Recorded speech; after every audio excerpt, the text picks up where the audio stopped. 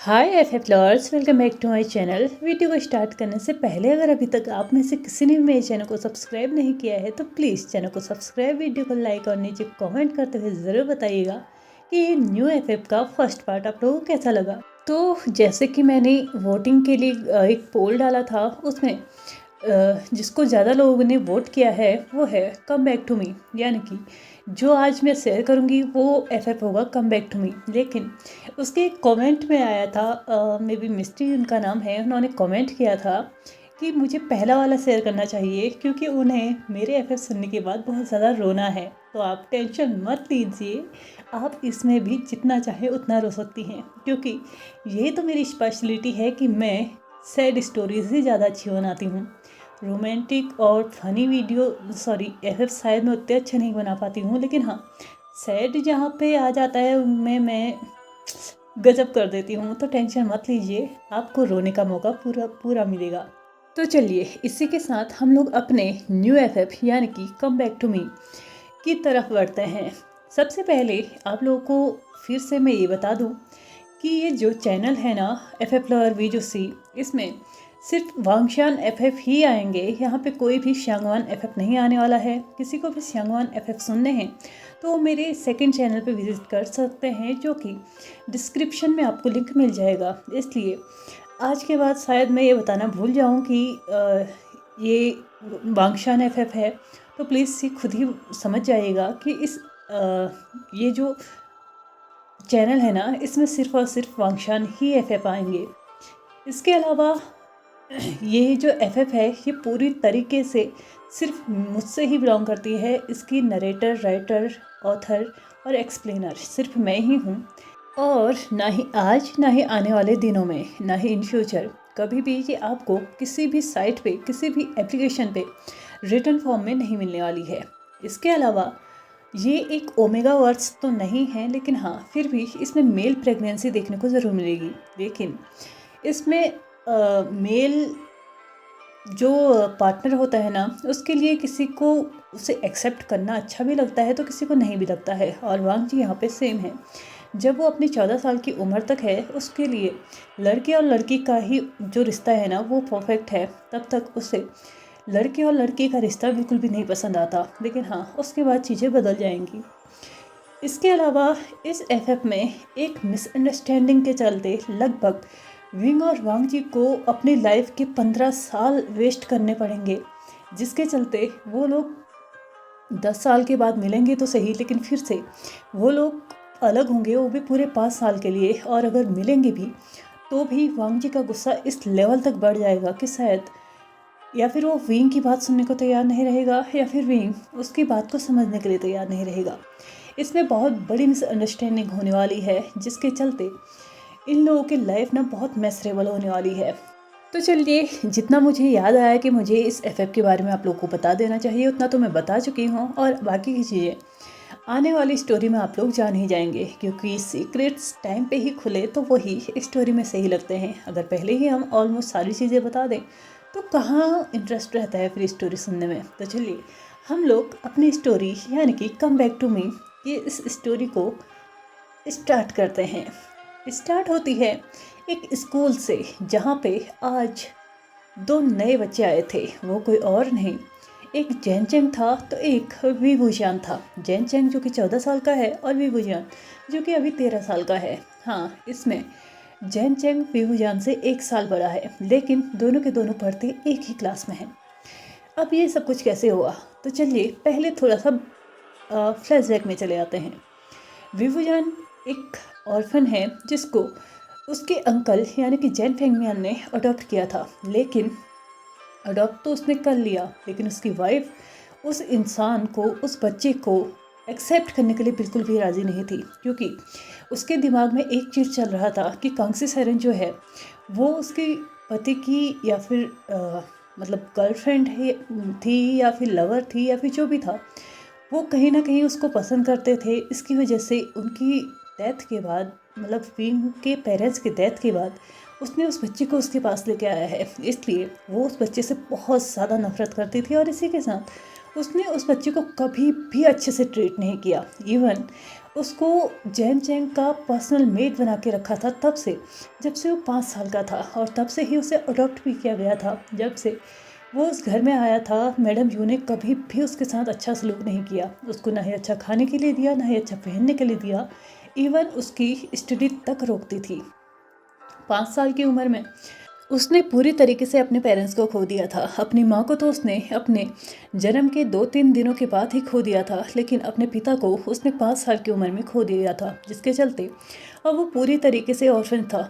उसके फैमिली का बैकग्राउंड भी इतना अच्छा नहीं था कि वो किसी मतलब रिलेटिव के पास इस तरीके से रह सके कि यार पैसे ले लो और मुझे पाल दो, या फिर कोई ऐसी सिचुएशन। वो एक पुअर फैमिली से बिलोंग करता था, जहाँ पे उसको शायद ही उसके मॉम डैड के डेथ के बाद 2-4 पैसे भी उसके नसीब में आए होंगे। लेकिन जैसे ही जैन फेंग मियान को ये पता चलता है कि उसके फ्रेंड और उसकी वाइफ, यानी कि जो दोनों ही उसके फ्रेंड थे, उनकी पूरी तरीके से बेटा अभी जो है ना वो अनाथों की लाइफ जी रहा है। 2-4 दिन तो विंग की लाइफ वैसे ही गुजरी थी। लगभग 2-3 हफ्ते के बाद जैन फेंग मियान ने उसको अपने घर में लेके आए, लेकिन घर में लेके आने के बाद जब मैडम यू को ये पता चलता है कि ये किसका बेटा है, उसने उसके साथ बिल्कुल भी अच्छा बिहेव नहीं किया। और तब जैन चेंग जो था वो 6 ईयर्स का था और विंग 5 ईयर्स का था।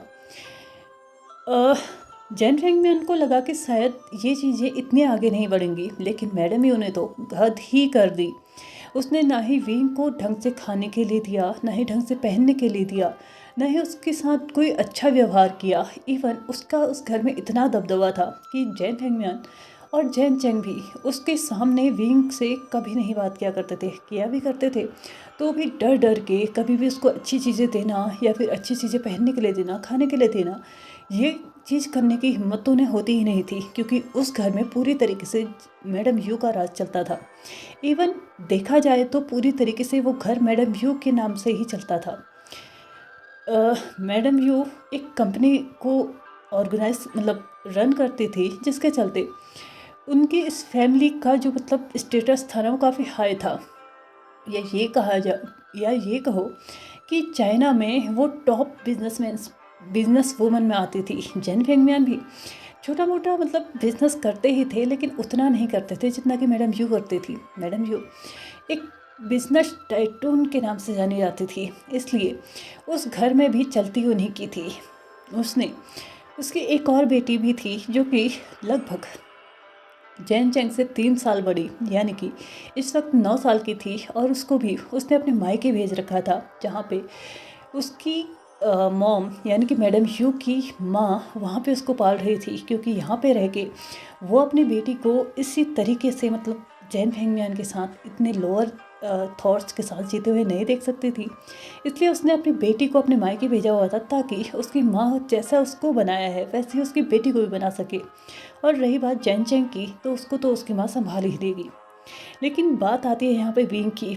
मैडम भी जैन फेंगमियान को लगा चलो ठीक है, ये चीज़ें तो एक्सेप्टेबल हैं, बट उसने तो उसे स्कूल जाने से भी मना कर दिया। उसको स्कूल भेजना भी वहाँ से बंद हो चुका था। लगभग 1 महीना ऐसे ही चला, लेकिन अब जैन फेंगमियान ये सब चीज़ें और ज़्यादा बर्दाश्त नहीं कर सकते थे।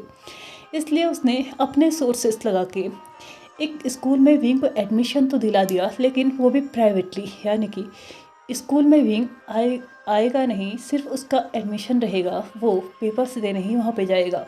और वो कोई और स्कूल नहीं था, वो था जैन चेंग का ही स्कूल। लेकिन इसके साथ साथ उसने एक और गड़बड़ी की थी। उसने विंग के बर्थ सर्टिफिकेट में गड़बड़ कर दी थी। उसने 1 साल बढ़ा दिया था, जिसके चलते विंग को जैन चेंग की ही क्लास में एडमिशन मिल चुका था। विंग पढ़ाई में बहुत अच्छा था। उसका टेस्ट लेने के बाद उसने वो टेस्ट क्लियर कर लिया था, जो कि जैन चेंग की क्लास में एडमिशन लेने के लिए उसे देना था।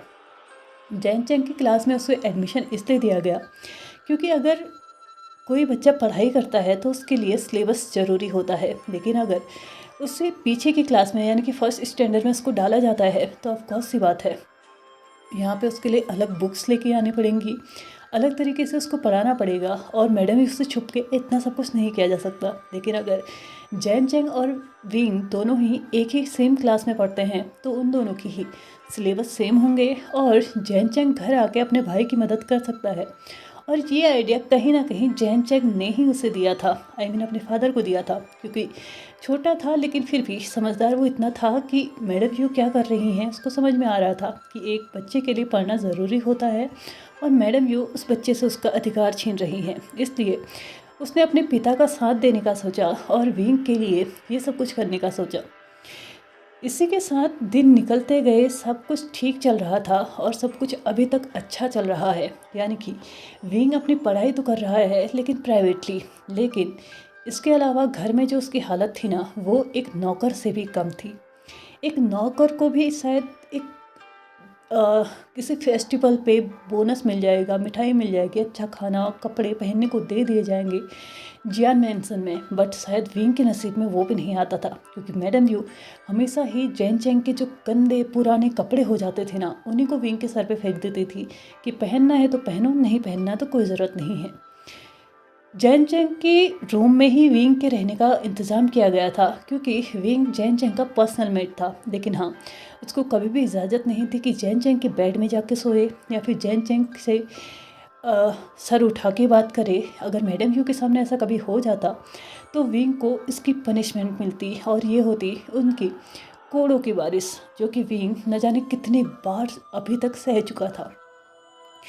ये सारी चीज़ें बहुत बार जैन फेंगमियान के साथ भी होती, के सामने भी होती, लेकिन वो कुछ कर नहीं पाते थे क्योंकि अपनी वाइफ के सामने उनकी भी ज़ुबान नहीं खुलती थी। और खुलेगी भी कैसे, आखिरकार वाइफ ही तो एक हिटलर वहाँ पे रखी गई है वाइफ के नाम पे, तो ऑफकोर्स सी बात है डरना तो बनता है। लेकिन जहाँ बात आ गई थी कि विंग उस रूम के अंदर कैसे रहता है, तो इसके लिए निश्चिंत हो जाने का टाइम आ चुका था, क्योंकि जैन चेंग ने कभी भी अपने में या अपने भाई में, जिसे वो कम्प्लीटली अपना भाई मान चुका था, उसमें कोई भी किसी भी तरीके का भेदभाव नहीं समझा था। ऐसा नहीं था कि वो अपनी माँ को दिखा के सब कुछ करता था, उनसे छुपा के सब कुछ करता था। जैसे ही वो दोनों ही अपने रूम में आ जाते थे, विंग के लिए नीचे बिस्तर फेंक दिया जाता था और विंग उसी में सोया करता था। लेकिन ये सिर्फ मैडम यू के सामने। जैसे ही जैन चेंग को एहसास होता ना कि सभी लोग सो चुके हैं, तो वो विंग को अपने साथ अपने बेड पे बुला लेता था। और इसी के साथ उन लोगों की पढ़ाई भी कंटिन्यू चल रही थी। नाइट के टाइम पे, दिन के टाइम पे, जब भी जैन चेंग को टाइम मिलता था वो विंग को ऑलमोस्ट सारा का सारा प्रोसेस या सारा का सारा सिलेबस समझा दिया करता था, जो भी वो स्कूल में पढ़ के आया करता था। जब तक विंग उस घर में नहीं आया था तब तक जैन चेंग ज़्यादा पढ़ाई पे ध्यान नहीं देता था, लेकिन शायद उसे लगने लगा था कि अगर वो यहाँ पे ध्यान नहीं देगा तो घर जाके विंग को क्या समझाएगा, जिसके चलते उसकी भी ग्रेड्स ना बढ़ने लगे थे। लगभग 8th स्टैंडर्ड तक बिल्कुल ऐसा ही चला। आज विंग और जैन चेंग दोनों ही 9th स्टैंडर्ड में आने वाले थे, लेकिन हुआ कुछ ऐसा कि जब 8th स्टैंडर्ड कंप्लीट होने वाला था तो जैन चेंग की ऑलमोस्ट तबीयत हर वक्त ख़राब रहने लगी थी और वो कभी भी कहीं भी किसी भी तरीके से बेहोश हो जाया करता था। इसलिए डॉक्टर ने सजेस्ट किया था कि अगर हो सके तो किसी न किसी इंसान को हमेशा इसके साथ रहने देना, ताकि ये इंसान अगर कभी बीमार पड़ जाता है, बेहोश हो जाता है, तो एटलीस्ट आपके पास कोई तो हो जो आपको इन्फॉर्म कर सके और इसको टाइम पे वो चीज़ें दे सके जो कि इसको देनी चाहिए। इसलिए मैडम यू तो पहले सोचती है कि किसी बॉडीगार्ड को उसके पीछे लगा दिया जाए, लेकिन फिर से उनके ध्यान में आता है कि विंग आखिरकार पर्सनल मेट कब काम आएगा।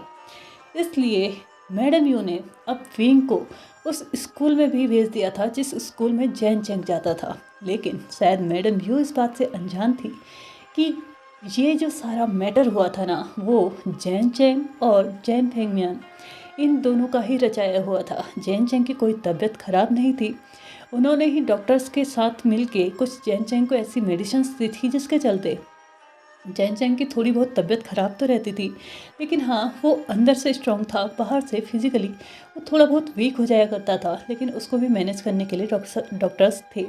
लेकिन जहाँ तक बात आती है कि उन लोगों ने ऐसा क्यों किया, तो उसका भी एक बहुत बड़ा सॉलिड रीज़न था, क्योंकि जैन चैंग का कहना ये था कि जैसे जैसे क्लासेस बढ़ते जा रही हैं सिलेबस और भी ज़्यादा टफ होते जा रहा है और अब विंग को स्कूल जाना ज़रूरी है। अगर वो स्कूल नहीं आता है तो ये सारी चीज़ें बहुत ज़्यादा टफ हो जाएंगी उसको समझाना, क्योंकि आधी से ज़्यादा चीज़ें तो मुझे ही समझ में नहीं आती और मैं ये नहीं समझ पाता कि मैं घर आके विंग को क्या समझाऊँ। अगर मुझे ही समझ में नहीं आ रही है तो विंग को समझाऊँगा तो 50% मेरे दिमाग में और 25% विंग के दिमाग में जाएगा, जिसके चलते विंग का पास आउट हो जाना मतलब पास आउट कर जाना बहुत ज़्यादा मुश्किल हो जाएगा। इसलिए हमें कोई ऐसा रास्ता निकालना पड़ेगा जिसके चलते विंग भी स्कूल में जा सके।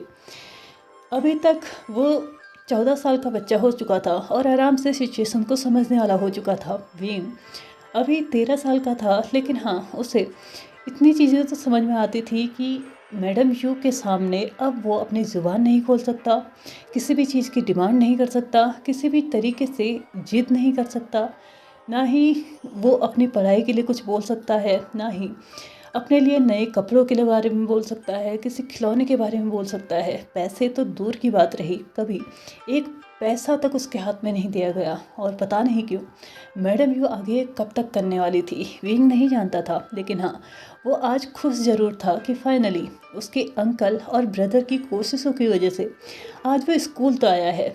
जैन फेंगमियान ने अपने सोर्सेस से पहले ही स्कूल में पूरे के पूरे इंतज़ाम कर रखे थे, जिसके चलते विंग अगर विदाउट ड्रेस में भी आता है तो भी उसको हर एक चीज़ माफ़ होगी, क्योंकि जैन चैंग के फादर यानी कि जैन फेंगमियान अच्छे से जानते थे कि अगर विंग को ड्रेस में ले जा मतलब घर से ऐसे ही कपड़ों में ले जाएं और आधे रास्ते में जाके विंग की ड्रेस चेंज करें और फिर जाके उसको स्कूल भेज दिया जाए, लेकिन बाय एनी चांस किसी दिन मैडम यू स्कूल धमक गई, क्योंकि वो स्कूल उन्हीं के अंडर आता है।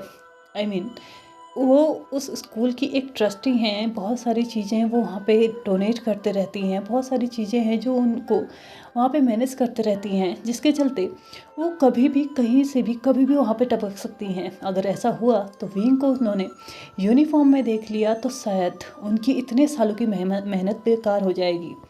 अगर विंग किसी क्लासरूम के अंदर दिख भी जाता है तो शायद वो एक्सक्यूज़ बना सकते हैं, लेकिन अगर उसे यूनिफॉर्म में देख लिया जाए तो बहुत बड़ा धमाका हो जाएगा। इसलिए जैन फेंगमियान ने एक तो विंग की वहाँ पे आइडेंटिटी सीक्रेट रखी थी, किसी को भी बताने की वहाँ पे परमिशन नहीं थी, और विंग से भी पूरी तरीके से मतलब उसको समझा दिया था कि अगर तुम किसी से दोस्ती करते हो तो अपना नाम सिर्फ विंग बताना, वी वूजियान अपना पूरा नाम बताने की ज़रूरत नहीं है, क्योंकि अगर तुम ऐसा करते हो तो हो सकता है कि गलती से कोई मतलब चीज़ें कभी भी कहीं से भी किसी के भी सामने आ सकती हैं, और इतने 7-8 सालों की जो मेहनत हम लोगों ने की है वो कभी भी बर्बाद हो सकती है।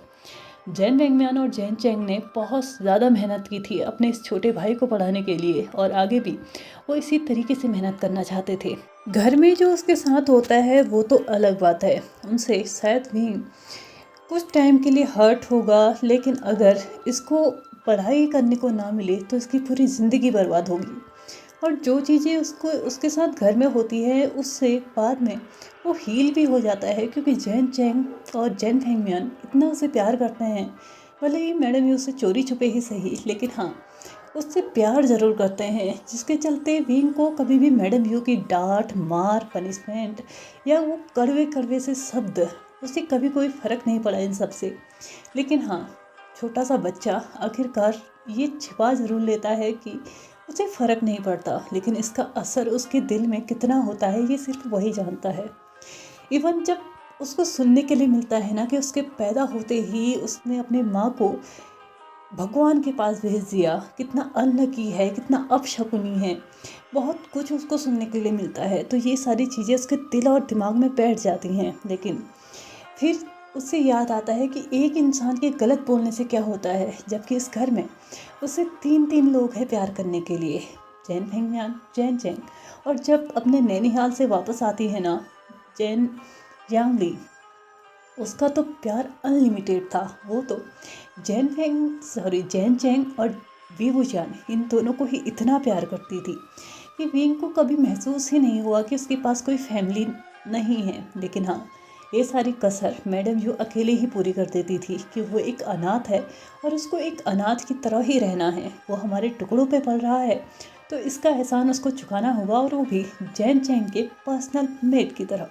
एक छोटा सा बच्चा न जाने कितने काम किया करता है, न जाने उसको कब, जब उसके हाथों में पेन होनी चाहिए थी, उसके हाथों में वो कपड़े होते थे जो कि जैन चैंग के होते थे, और अगर वो अच्छे से साफ़ ना हो तो मैडम यू उसको उसमें पनिशमेंट देती थी। जैन चैंग का खाने का 3 के 3 टाइम का शेड्यूल उसने ही चेक करना है, किस टाइम पे उसने खाना खाना है, किस टाइम पे खाना उसने क्या चीज़ करनी है, किस टाइम पे उसको उठाना है, किस टाइम पे उसने होमवर्क करना है, किस टाइम पे उसको किस चीज़ की ज़रूरत है।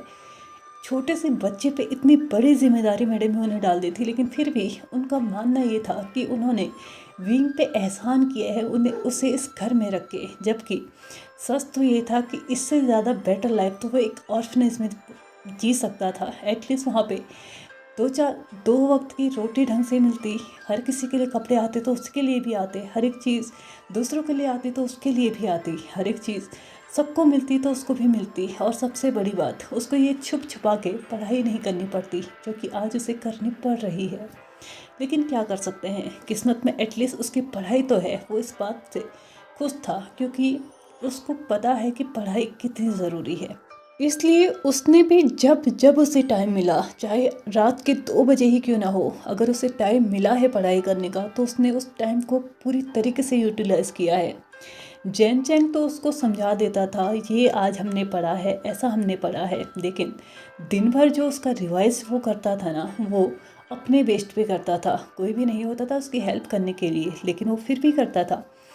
मैडम यू से अपनी बुक्स छुपाना, अपनी नोटबुक्स छुपाना, अपने इस टैलेंट को छुपाना, सॉरी अपने इस इंटेलिजेंटनेस को छुपाना कि वो कितना होशियार है, हर एक चीज़ को उसने किस तरीके से मैनेज किया होगा वो खुद भी नहीं जानता है। आज भले ही वो 13 साल का हो गया है, लेकिन ऐसी लाइफ वो तब से जी रहा है जब वो 5 साल का था। 5 साल के उम्र में हम लोगों को अपनी नोज़ें साफ करनी नहीं आती, और उस इंसान के ऊपर इतना बर्डन है कि वो प्राइवेट स्कूल पढ़ रहा है, और साथ ही साथ उसको अपने स्टडी का जो ये प्रोसेस है ना, वो पूरे तरीके से एक ऐसे इंसान से छुपाना है जिससे कुछ भी छुपा पाना शायद उस घर में नामुमकिन है, लेकिन फिर भी उसको करना पड़ रहा है जस्ट बिकॉज उसको पढ़ना है और एक दिन ऐसा बनना है जिसके चलते उसे मैडम यू के कदमों में तो कभी ना गिरना पड़े। और इसी बात को ठानते हुए उसने जैन फेंगमियान और जैन चैंग की जो ये मेहनत थी ना, उसको पूरी तरीके से अभी तक साकार करके रखा हुआ है। ये तो रही विंग की एक मेसरेबल लाइफ की स्टोरी। तो हम कल से देखेंगे कि विंग इस स्कूल में किससे मिलेगा, किससे दोस्ती करेगा और किस इंसान को चेंज करेगा। तो चलिए फ्रेंड्स, आज के इस पार्ट को हम यहीं पे ख़त्म करते हैं, और प्लीज़ प्लीज़ प्लीज़ मुझे कमेंट करके ज़रूर बताइएगा कि फर्स्ट पार्ट आप लोगों को कैसा लगा है, ताकि मैं आगे इसको कंटिन्यू करूं या ना करूं, मुझे ये समझ में आ सके। तो चलिए फ्रेंड्स, आज के इस पार्ट को हम यहीं पे ख़त्म करते हैं। Thank you so much for watching my video and bye bye.